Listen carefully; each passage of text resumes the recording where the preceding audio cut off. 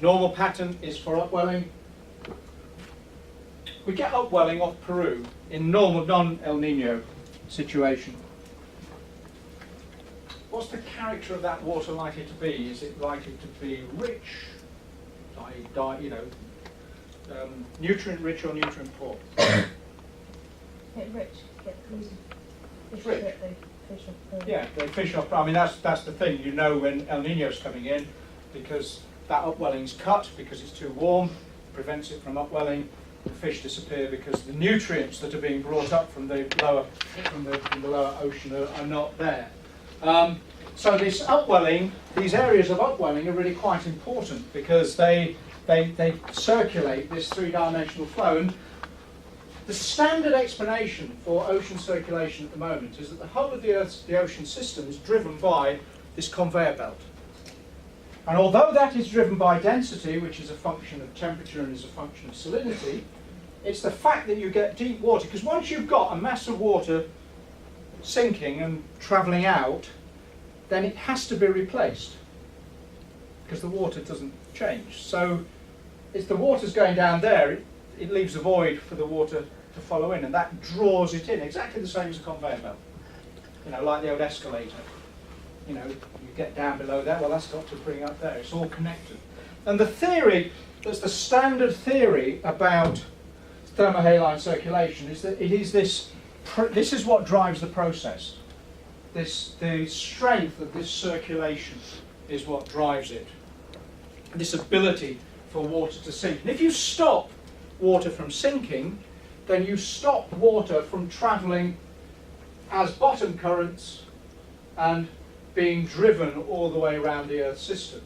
You effectively just retain water in the areas where it tends to form, and then they will retain their salinity, retain their temperature, and be driven by conditions just in the local area.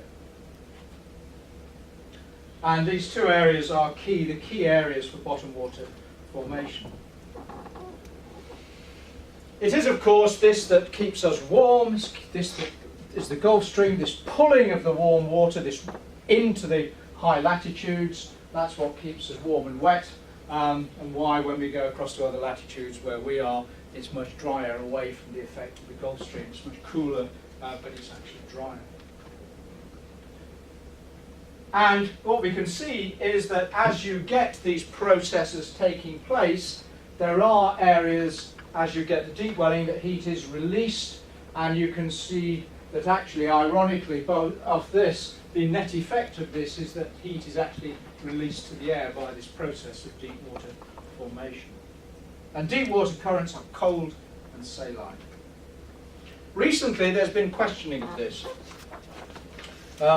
Recent paper, but it's very recent, within the last few months, which actually, I won't go into, it's a very complicated paleoceanographic paper, but it argues that actually what's known as the ocean's large-scale overturning circulation, or ALSOC, i.e. what drives the ocean to keep turning over and moving water from one place to another, is that really the process?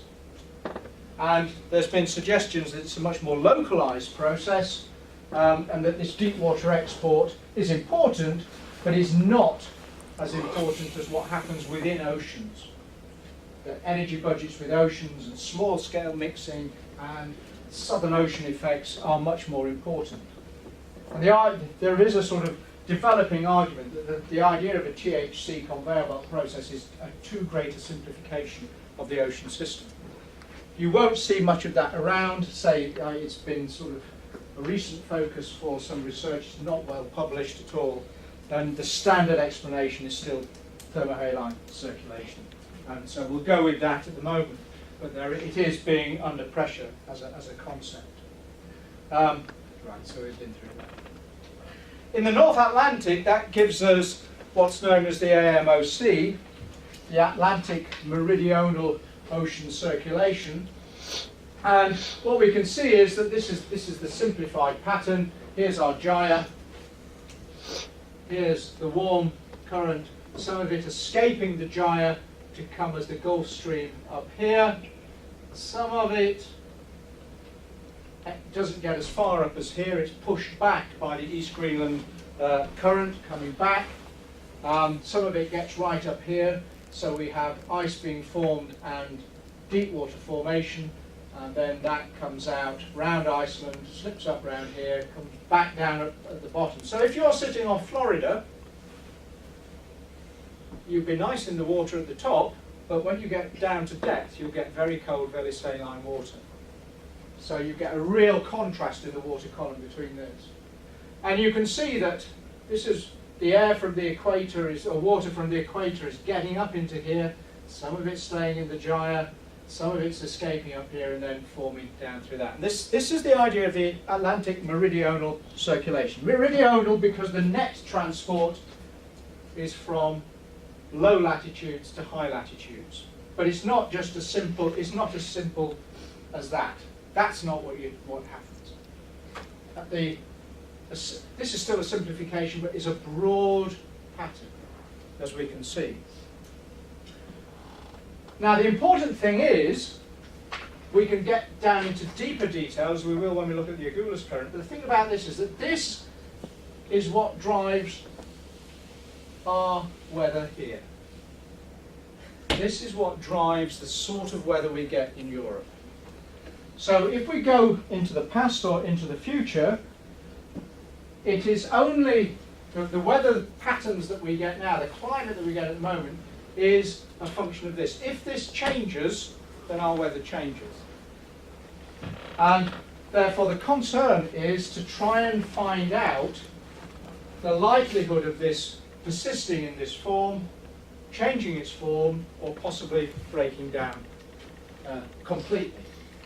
And that has been an interest for some time.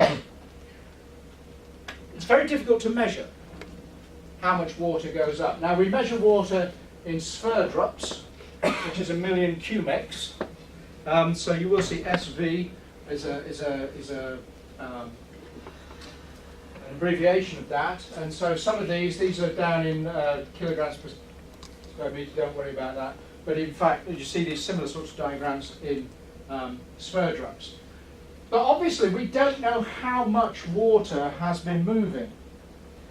We have actually been measuring the amount of water that's been moving over recent decade in particularly a thing called the RAPID program, which has started to try and measure the amount of water that's actually sloshing through the North Atlantic. What they've shown is that if we look at the amount of water that's going up through here, this diagram here, the black line, this is an estimate of values, and if we take this as an idea of how much water is actually flowing through, that over the last decade or so there's been quite a significant drop in the amount of water moving through the North Atlantic. And the AMOC, therefore, the circulation has been slowing down.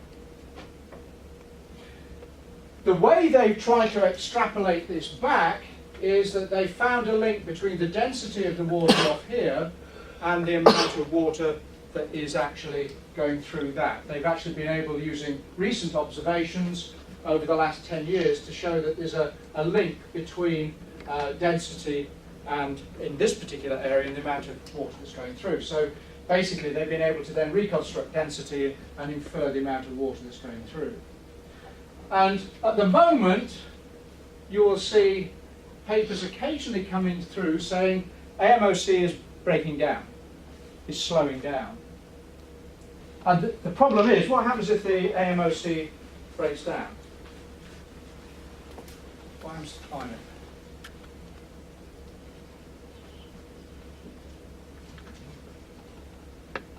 What happens to us? It gets colder. Because the warmth that is being dragged from the low latitudes by the circulation is prevented from coming further north because it's slowing down. So there's less heat coming forward. So we freeze.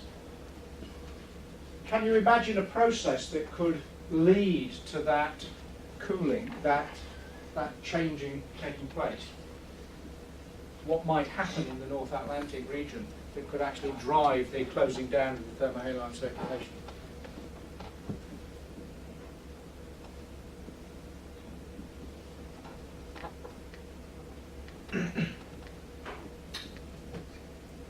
trying to get up here. We'll come back to that one. If we go back through time, we can see that there's a great variability in the strength of the Atlantic. We can see that, you know, there's clearly an annual variation in it, in the amount of, this is Sverdrups coming through. So over measured time, we can see that there are various levels of variation. The difficulty we've got is that when we get into something like this, we don't know whether that's just natural variability or whether it's a signal that the system is shifting. So there was a paper when it started measuring, which just saw this, and immediately published findings saying the thermohaline circulation was stopping and we're all going to freeze. And then, lo and behold, what that was just a short record, and then it all recovered, and basically we hadn't been able to separate out trend from noise, trend from variability, because we just haven't measured it. Very difficult to measure to the level we need to do. Let's skip that for a minute. We can, using the thermohaline circulation, get some idea of how heat is transferred in watts. So we can see, for instance, that here's our standard transfer from the equator to the high latitudes, from the Indian Ocean. No problem, all in one direction. Same is true in the Pacific. This part of the Pacific, that way, that way. So they're staying within the Pacific. But what we can see is that in the Atlantic, actually heat isn't going this way and that way. Actually, in general, heat is moving in this direction. So in fact, the thermohaline circulation is operating to drag heat from the southern hemisphere into the northern hemisphere. Now we think about atmospheric movement as being from the equator to the high latitude. It's sort of mirror image. The truth of the ocean circulation is, as I've said, that it doesn't happen that way.